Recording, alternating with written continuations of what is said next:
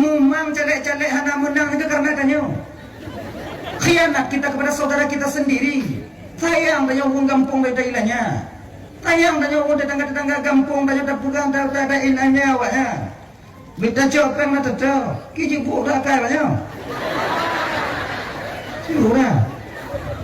Mau kapan lagi kita memperbaiki makanan kita daripada barang yang haram, Bapak?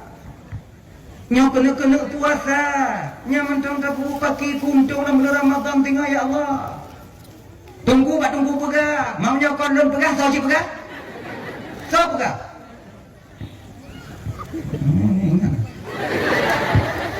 Tim sukses nang kampung jauh kalau nak jernih nak imuka ya. Sudah lu tu kau tupak tu kau tupak, nang kampung dah. Coba jalek yang dibomba tim sukses. Tim sukses yang tukang bagi.